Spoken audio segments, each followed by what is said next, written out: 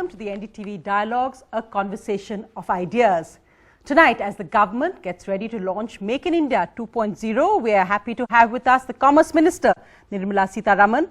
Of course, Ms. Sitharaman, a popular face on television from her days as party spokesperson, but she's cut down her TV appearances, so it's great to have her here with us. Also with me, Dr. Sanjaya Baru, a former media advisor to the ex-Prime Minister Manmohan Singh, currently with the Centre for Policy Research, and also, of course, a well-known business editor earlier in his own right. I'm also joined by Kalra, founder and CEO of MakeMyTrip.com, one of the original startups. And joining me from Davos, well, that's where India's finance minister, a huge delegation is currently from the World Economic Forum, is Tavleen Singh, analyst and columnist. Thank you all very much for joining me. Ms. Sitharaman, as we look at Make in India 2.0, it's a challenging economic time. We just got the latest export figures, which were depressing. Manufacturing is also down. How do you, as Commerce Minister, look to tackle this at a time when the Federation of Indian Exporters have warned that this will lead to job losses, at a time when the world economic climate is depressing? Well, you're right. The external stimulus to motivate our exporters, to incentivize greater exports is not happening, or if it is rather too slow. From our side, we've come up with a policy which is going to focus on newer areas, and also the cost of credit is still very high in India. So we have come up with a interest subvention scheme through which particularly the small and medium exporters can benefit. Of course, all others also can benefit to the extent of 3 to 4%. And then there is a export incentive scheme, which if you are managing to export, based on the performance, you get some incentive, which comes in the form of scrips. These are of course standard things. Now, with this situation of 13 months continuous drop in exports, we are actively engaging with different export groups, engineering sections, leather exporters, textile exporters, each by the group, to see what best can be done in order that they can at least find newer market quickly, so that they can make up for what they couldn't export to traditional export areas. But all this consumes time. In the meanwhile, of course, there are anxieties about regional trade agreements which are coming all over the world, particularly the TPP, which has taken a lot of public attention. We are engaging with countries. We are also negotiating for the regional cooperation agreement with the ASEAN countries, ASEAN plus countries. So there are few things which are happening. But one thing I would certainly say is this fall in export, although we may say it is happening for the 13 months consecutively, some sectors are still standing out in spite of the adverse circumstances. Not all of them are affected equally. And the fall in the crude prices have also, you may say it is a blessing, but it also has an adverse effect on exports, because many of our value-adding activities were based on the imports which were coming in, and we were re-exporting. Now, because of that sector, the petroleum and crude sector in India, which was doing the value addition, has had the major hit. I'm going to take that across to Dr. Baru. We'll come back on some of the points you've addressed. But Dr. Baru, the economy becomes a political story in a sense, and you of course have seen that in the time when you were media advisor to the ex-Prime Minister, and it became in the latter years of UPA 2, when you weren't there anymore, a big whipping boy or a battering ram that the opposition used to target the government then. How true was it then, and when you look at what's happening now, do you see many similar factors, and do you think the government is falling into perhaps some of the same traps in tackling it? Raghuram Rajan, we know, has a very different view from perhaps the government on Make in India and whether we should focus all our apples into the kind of export basket, as it were. Do you think there need to be tougher steps taken when you look at Make in India? What do you think of the Make in India slogan or program? Well, first of all, on the specific issue of comparing the UPA with this, I think the important difference is that between 2003 and 2009, world economy was growing rapidly. Yes. Indian economy benefited from the global growth. And the crisis after 2009 And add to that the mistakes we made after 2010, the disastrous budgets of Pranab Mukherjee in 2011, 2012. So, add to the world economy problem our own mistakes. I think we are still in the process of recovering from that. So, I think the luck that UPA 1 had with global growth rising is no longer there. So, we are, as you said yourself, we are in a tougher international environment. But on Make in India, I know it's, you call it Make in India 2.0. I don't know where that has come from, but it's actually, in my view, 3.0. The first Make in India effort was immediately after independence, right? The entire second plan was about making in India. Share of manufacturing and value added in the 50s was around 8%. Gradually in the 50s we increased it to about 12%. Then there was stagnation. The second Make in India was after 91. And what was the difference between the two? The first Make in India was all public sector driven. The second Make in India was based on unleashing private enterprise, liberalization, etc. Again, in the last 10 years, we've had a stagnation in share of manufacturing and value added. And in fact, in the last 2 years, it's gone down sharply. So in a sense, we are launching the third Make in India. And I think the difference this time is that, one, the public sector, which did the Make in India in the 50s, doesn't have the capacity any longer. Two, the private sector is debt-ridden, most of the major companies, or they have now an exit option. The number of Indian companies where promoters are exiting out of India, investing in other countries, because that option is available, which is not available earlier. So, we are launching Make in India in a difficult period. Incidentally, the national... Launched now over a year ago, so it's actually... Well, actually, I was going to say that. It's not just over a year ago. The original national strategy on manufacturing was drafted by V. Krishnamurthy, that National Manufacturing Competitiveness Council, in UPA 1, if my memory serves me right. But it's taken us 10 years to really launch the program. And I think there's a story there. Why is it that despite all policy efforts, Indian business is just not in a position to increase manufacturing? I'm going to, in fact, not just looking at manufacturing, but the larger aspect, and I think not just about Commerce Ministry, but across the board. I just want to get Tavleen's view in from Davos, Tavleen Singh, because when we're talking here about a program, you heard the minister just talking about, export incentives, we're doing this, etc. Give us the view from Davos, where you made the point there's a lot of enthusiasm, a huge Indian delegation, but also an impatience for delivery, and that's from Indian industries. We heard Sunil Mittal there talking about, the Prime Minister has a magical way of making us trust in him. Why doesn't he get 100 of us in a room and discuss what our problems are? Because we're getting impatience. Indian businessmen are pulling out, investing in other countries. What's your take on it, Tavleen? It's a totally different perspective from here, because actually what they're talking about in Davos is the beginning of a possible fourth industrial revolution, in which manufacturing will be done more and more by robots. So it's not going to create the jobs that we were hoping, India is not going to become another China. We're not going to be making, all the sort of stuff that the world needs. But what was very interesting was a session I attended yesterday, where Muhammad Yunus of the Grameen Bank virtually endorsed, without probably intending to, the Prime Minister's plan to do startups. Because he said, actually, instead of jobs, what young people need to come out of poverty are bank loans.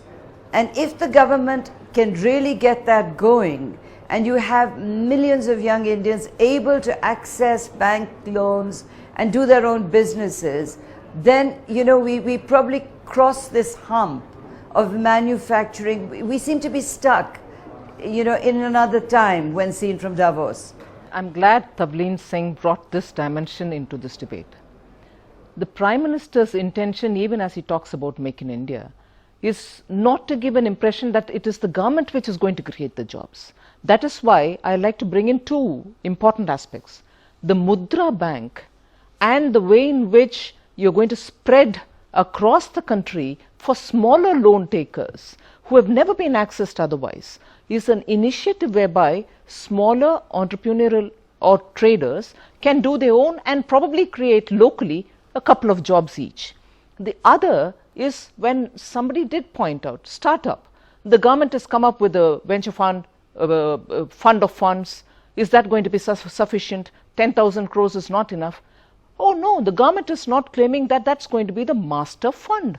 It is an initiative from the government to probably reach out to some, let us say, rural areas, people who don't have the access to all these angel investors and so on. We are not saying that is the only fund which is going to energize the startups. We recognize there is already a lot of investment made by venture capitalists and so on. So the whole idea is, first of all, the Make in India thing is working towards a change in mindset. We are taking the states on board on it. We are not suggesting it's the government which is going to create all the jobs. However, because of startups and because of Mudra, we have underlined the fact that we will be facilitators in order that people can do their own and also create jobs. But Nirmala ji, the irony or the disconnect sometimes between what the Prime Minister may say or top ministers may say and what happens, and in fact, Kalra, who was actually brought in here for his perspective on the larger economic thing, but was caught in the middle of this because we've just had the Delhi High Court saying, are we running a police state in a case concerning Deep's company where his service executive was picked up and put in jail without even a show cause notice. And so when we talk about ease of doing business, Kalra, why don't you come in on that? Yeah, no, I wish I could speak more on this. So unfortunately, the matter is sub judice. Yes. I did discuss with our lawyers, and I think it's only prudent that one can't comment beyond saying one is terribly disillusioned. I mean, it's actually probably been my lowest moment in 15.5 years of starting Make My Trip. But that being said, I'm extremely hopeful. I am getting a lot of support from the government. I'm extremely hopeful that we will find a solution. Great faith in the judiciary. The High Court judgment was nothing short of, people were saying this is a milestone kind of judgment. And I was there in person hearing the High Court judges pronounce judgment. It was fantastic, saying, on what basis did you go ahead and arrest a man? On what basis are you even, this is an arm twisting kind of tactic. So the law will take its course. But more importantly, I think you raised a very good point, and ma'am, you said that too. I was privileged to be at Startup India. I was asked actually by the PMO to be moderator that day. It was a great honor. And when I started Make My Trip in 2000, we had no such support, no such foundation. You just did it on your own. And why me? I think everyone in IT, the big joke in IT is that our IT industry did so well, not because of the government, despite the government. And, fair enough. I think people found their way, and whether it was Infosys leading the charge and Wipro and others. And I think we took a lot of inspiration from those companies, and we just went about doing what we thought would be a good idea and putting it to practice, and things started working out. And I think whenever we went to the government, whoever was in power, I think we got the support, because they fundamentally understood this earnest group of people trying to do something which is probably good, which is, futuristic. And therefore, what's happening today, I think, is nothing short of monumental when the government says, listen, it's our idea, Startup India is our idea, we want to provide a platform where millions of startups can flourish and blossom. We want to give them the support. I think 10,000 crores is fantastic. It's much, much better than zero. And the intent is that we will help in many other ways. And I think it's very positive intent. I hear that not just from what the Prime Minister said, the FM said exactly the same thing. The Minister of State for Finance, Jayant Sinha, who I know quite well because of his previous days as an investor, Jayant says the same thing, ma'am is saying the same thing. So you're hearing exactly the same, even from the bureaucracy. And there's very serious intent. So I think for startups... So why do blips like that happen? What holds it back, or why does this happen that you have to go to court, in a sense, against the tax department? I think there's a system, and I think there has been things which have been probably going on, and it takes a while to percolate. I wish I could stand up and tell you much, much more, and hopefully I'll be back here, in a few weeks' time, being able to talk far more openly about this and say that, listen, this shouldn't happen, and maybe it has happened so that more will not happen. And that's probably the only way of justifying this, that sometimes something like this has to happen, where you say, why is this? So I'd still like to believe this is not systemic. And this is not, by the way, it's an industry issue in our case, and we will solve it. But the bigger point is, for a startup today, what's going to solve our problem? What's going to solve this deficit problem of 13 million jobs required, 13 million educated youth getting out, 5.5 billion jobs available? Broadly, those are numbers, whoever you believe. We have a serious problem. And if you don't take care of and try to fill that gap, and Tavleen is absolutely right, today it won't be the same old thing all over again. You're not just going to have, again, laborious manufacturing. In fact, one of the brightest startups is talking about robots in India, Grey Orange, and they're making robots already for the e-com industry and packaging industry, and they're doing a great job. So similarly, I think only when the youth and youngsters who have the confidence and have now the wherewithal and are getting the right kind of signals and support are able to take care and to set up small enterprise, can we hope of becoming something like the US model, where even today I think 70% is entrepreneurial driven. So. Dr. Baru? Let me comment on this. Yes. Between Tavleen's robots and my friend's startup, I think we need a reality check. In this country, there are millions of young people every day coming out, not out of colleges, out of schools, looking for jobs. It is true that there is a fourth industrial revolution. It is true that a large number of Indian manufacturers are now going for robotics. There are certain kinds of manufacturing activity in which that is happening. It is also true that you have a lot of enterprise, young, educated young Indians looking for opportunities. But in my judgment, if we reduce Make in India simply to production numbers, which robots can manufacture, or to venture capital and entrepreneurship, urban entrepreneurship, we are missing out a large part of the population. India has no option but to find labor-intensive manufacturing jobs for its high school educated young men, particularly from lower castes, etc., around the country, who are looking for these kind of jobs. One of my criticisms of this government is that there are so many lovely slogans in the Hindi and vernacular languages, but the three important initiatives in the modern economy, Make in India, Startup India, Digital India, are all in the English language. If instead of Make in India, it was Bharat ko banao and Bharat mein banao, and you actually emphasized nation building, not just employment in the services sector, not just production of manufactured goods, but India as a nation needs to be built. We have only 18% of the national product coming out of manufacturing. And the skill development program of the Prime Minister looks, but will perhaps be too little in that. But Nirmala ji, come in on that criticism. First, I think also on the point Deep raised initially at that point, that the disconnect sometimes, he said he was disillusioned, but he's still very hopeful of the monumental change. The disillusionment when somebody can still be picked up without even a notice and put into jail, because it has to. What changes the system? Tavleen Singh has talked about this as well. Are the ministers, is the Prime Minister getting bogged down by the system? Is that taking charge? The opposition would say, many critics have written, is this just UPA 3? Where are the big bang economic reforms? You're tinkering, you're doing some incentives, you're look at one sector, but what's the big bang economic reform beyond the slogans? No. First of all, let's understand there are lots of points which have been raised, yes, and raised in such a way that it's getting attributed to Make in India. No, I'm sorry. Thoroughly reject that which has come up here. There is no emphasis on the fourth industrial revolution here as yet. We are still talking about what Dr. Baru is saying.